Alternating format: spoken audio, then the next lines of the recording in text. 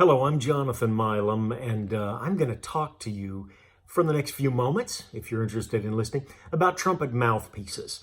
And I probably put more thought into this YouTube video than anything that I've put out yet, because I picked up a trumpet here recently that has been a wonderful challenge for me to just try and figure out exactly what it needed as far as a mouthpiece. So I've got several, and I'm just going to briefly touch base on these and then also discuss how I tried to figure out what I was doing. But first of all, I wanted to talk about group requirements. Group requirements. You don't have to worry about choosing a mouthpiece. If you're in some places, they'll pretty much choose the mouthpiece for you. I think in some orchestral environments, they pretty much tell you what to do. I'm living in Charleston, South Carolina now, but for several years, almost 10 years, we lived in the Houston area, Kingwood, beautiful, beautiful city. Love Houston really well. But anyway, my understanding is in a lot of the schools there, they tell the students, you're going to use a 3C mouthpiece. And I can see the wisdom of that. I really can, to some degree. But it's a little irritating as well. I don't know how it would work out if you told them all you're all going to wear a size 9 shoe. I mean, there might be some people in there that needed a 6.5, and some people might need a size 12. And just to tell them, what they're going to use is difficult. However, if you let the students choose, you might have a orchestra that's filled with screech mouthpieces. So I can understand what they're trying to do. If they want to develop tone, which is certainly premium with young instrumentalists, you want to give them the best possibility for that. However, for me, a 3C mouthpiece is bigger than I like. For years, probably 20 years, I wasn't playing a lot, but I played on Warburton 4, S, M, and a D, a shallow, medium, and a deep. And I think it really did not help my range. Love the Warburton pieces, still use them. But the 4 was too big for me. The 3 was a little, the Bach 3 ID rim is just a little larger than I like. Now, I think back then I was playing a little bit differently. I think I used a very bunched up embouchure. So I was fitting a lot of lip into the rim, and I needed more space. I've tried to go to a little more relaxed embouchure, just pretty much a natural setting. So if I'm going to play now,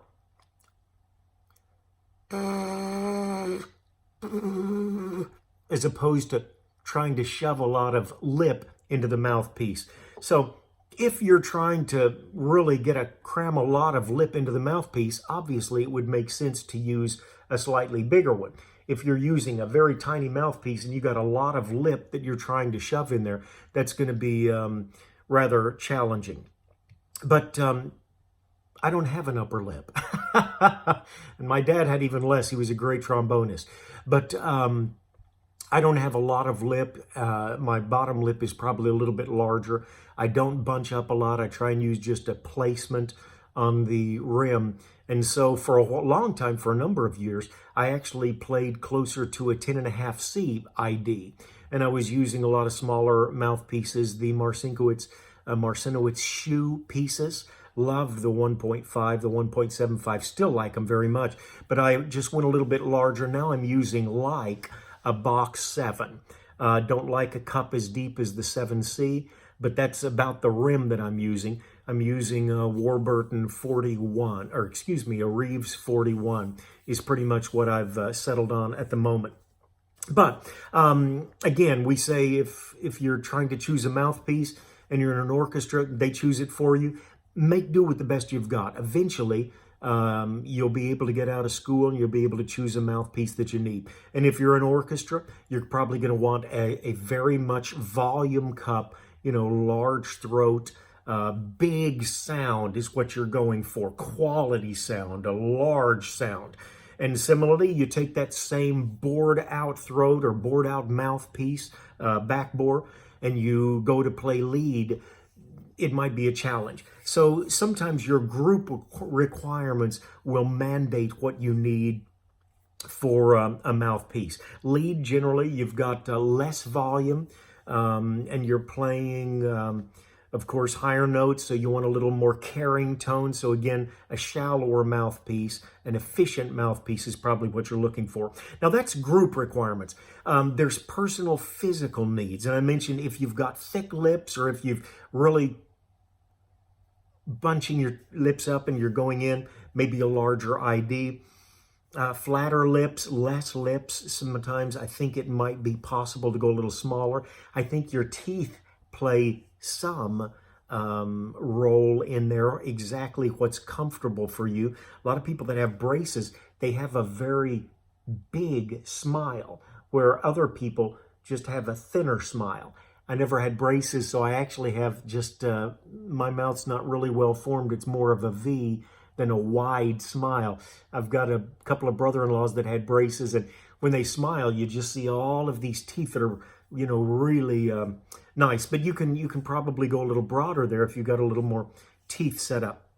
Horn requirements will also come into play. If you've got a lighter bell, you might need to go to a deeper cup to give you a little fuller tone. Unless you've got the light bell and you really want a carrying tone, then you could go with more of a lead or a smaller volume cup, a little more efficient play. Now, the horn that I've got, and I'll be playing on it in just a moment, is a beautiful Con 12B, full copper bell. Sounds dead, doesn't it? It's just not the same. And here, of course, I'm going to use this also for a demo. I've got an Olds Special cornet I'll be talking about. And then I've also got a new Caro Brass. Definitely all different. But this copper bell, it is thick. Coprion. They called it when they made it. It's a 1939 12B. Love this horn. Love the tone. But it does get quite a dark sound. So a lot of the mouthpieces, I usually use a medium V. They just weren't giving me what I wanted. I searched and searched. I think I've got about 26 trumpet mouthpieces that are usable size-wise for me. And just couldn't quite pull it off. And then of all things, I remembered I've got an old jet tone somewhere. And this is the jet tone Symphony C. And it's pretty shallow, but it's also got a what you almost call a second cup or a dual cup. The throat is so wide and relaxed. Very interesting mouthpiece. But I think it does great justice. It's a little more shallow, but it just seems to bring out more tone than some of the V's that I was using. And I've tried the 7C, which is quite a deep cup. And that's just a little, again, a little too dark for what I want. So we'll give you an idea what this sounds like. This is a Coprion or copper bell, very heavy bell. Almost sounds dead, but it will take a lot of volume. And then we're trying the jet tone Symphony C.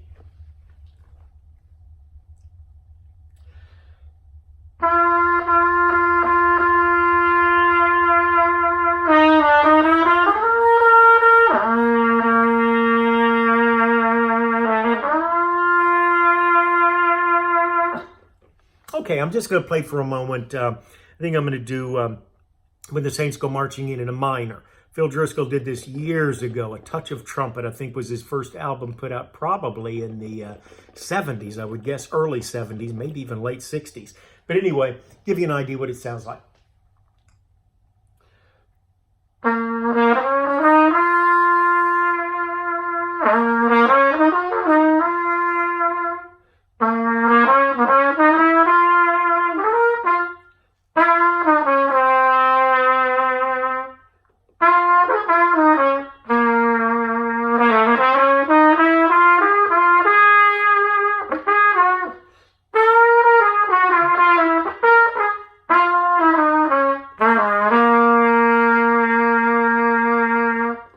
Okay, you can do other mouthpieces, and another thing that's going to come up is if you're playing conditions, if you're in a really small room, say you've got a wedding reception and it's a very small hall. I'll never forget Trent Austin, and I love this piece. It's a Trent Austin TF, his trumpet flugel, which is not huge, but he said, if you're getting the hand from the conductor, quiet, quiet, this is probably what you want. It's just a little more, a little darker sound, a little less cutting.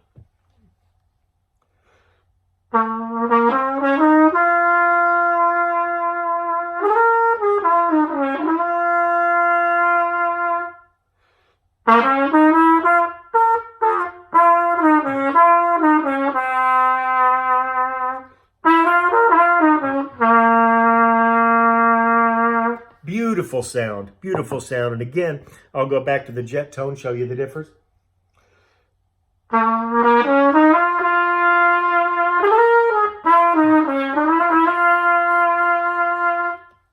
Now, here we've got a Reeves C to J, he calls it. I think that's what his trumpet flugel piece is. You talk about dark. It's 11 throat, I believe, if I recall correctly. And when you've got a dark bell, it's dark.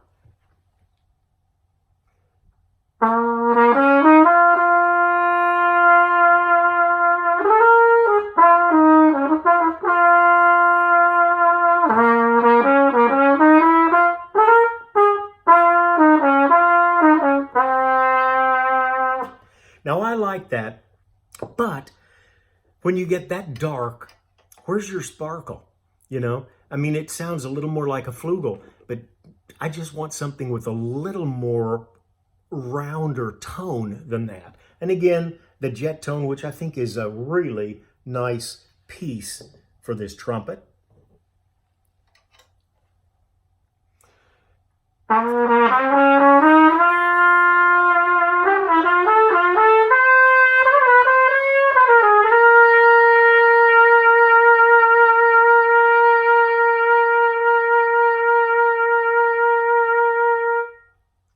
To me, that's just a great all-around trumpet sound. Okay, what else did I want to mention? You've got variations with mouthpieces. I used to, when I was coming back to playing trumpet, they were talking about screw-on rims. And I would think, oh, what is this? Who needs a screw-on rim? Really? Well, there is some benefit to that. And I'll give you a good instance. I use this piece a lot. It's a Trent Austin lead is what it is, the Trent Austin lead. And this is close probably to the ID of a Bach 10.5.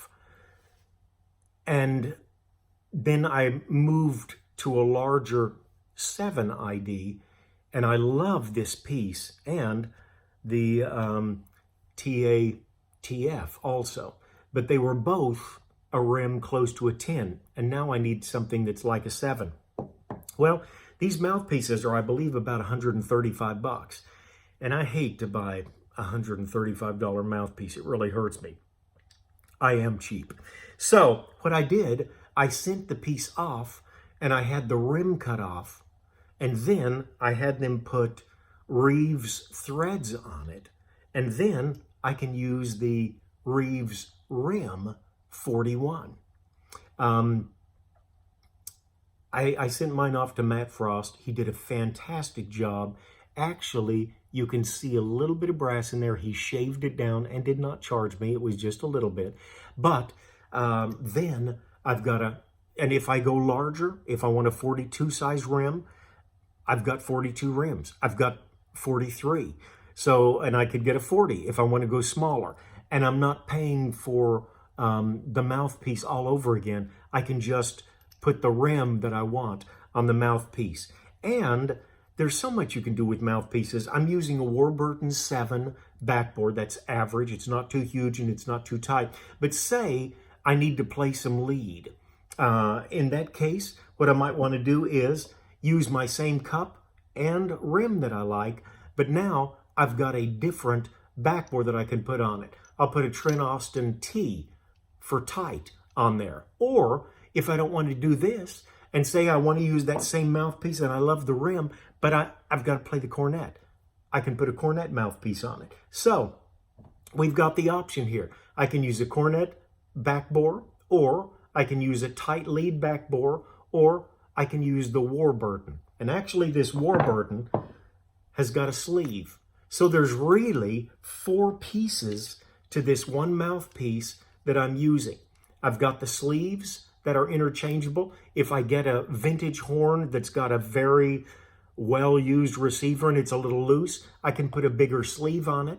I can put a tighter back bore, or if I want more of an orchestral sound, I could go to a Warburton 12 and still have my same Trent Austin cup. If I gain weight and my lips get fat and I need a little larger rim, I can change that as well. So the rim, the cup, the back bore, the sleeves, all interchangeable there, and that's beneficial. Okay. All right. Well, I can't think of a whole lot more to do, so what I am going to do is just play a little for a moment. And what I'm going to do, I'm going to use, if I were playing in church tonight, which would be my preference, I would take the horns that I've got. I don't have a flugel at the moment. I have a problem with the intonation on most flugels. But I'm going to use a trumpet with a very, very shallow mouthpiece. I'm going to use my Con 12B with, I think, the perfect mouthpiece for the average sound. And I've got my cornet, which I'm going to use with a Curry vintage cup, which is quite a deep V and a very large throat. It's an 18, not as large as the Reeve C to J, but still a big piece. We'll get a mellow sound, we'll get a good average sound, and we'll also get that lead sound. And that shows you choosing the mouthpiece for the sound and the horn that I want. Okay. I hope you enjoy it. It turned out to be the longest video that I've done. But I really have thought about this for a couple of months, and I hope it proves beneficial. If nothing else, let's discuss it. If you have some disagreements, be wonderful, and that's the benefit of a bunch of trumpeters talking, cornetists, whatever you might be.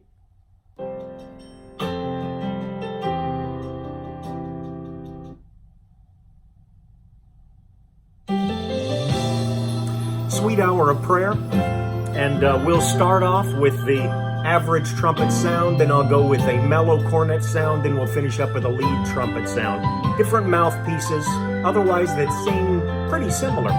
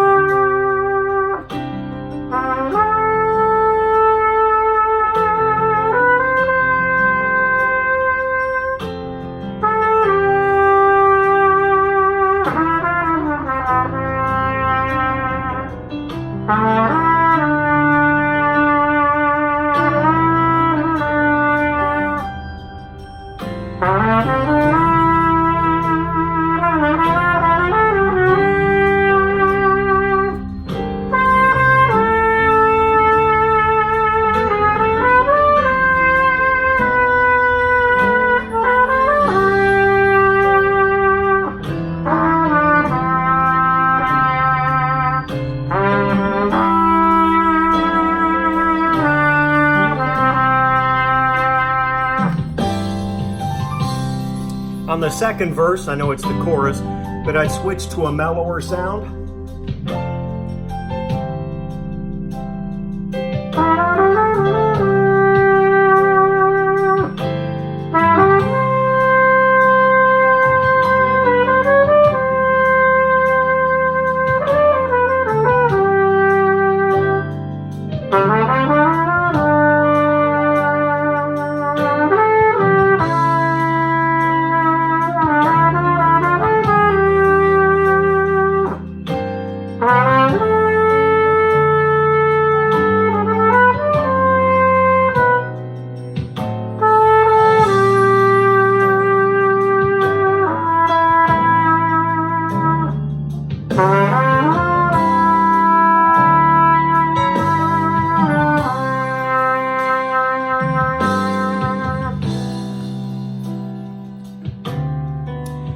actually, I'd sing a verse.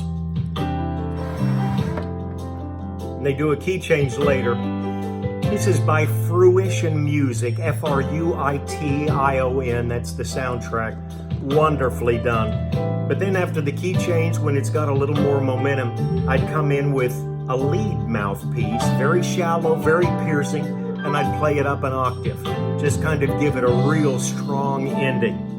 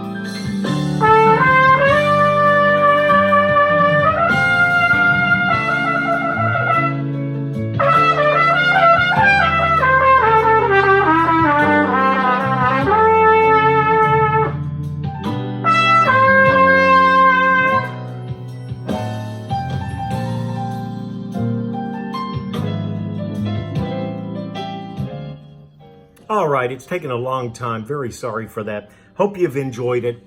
And I hope the thought of how to choose the right mouthpiece has been a beneficial one for us today. Thanks for tuning in. I get a lot of questions, a lot of comments sometimes, and I really do enjoy that. Every few days I try and check in and see how things are going. Again, hope you've enjoyed it. Hope you have a great day. Hope things are going well for you. If not, stick closer to the trumpet. It can be comforting. Take care.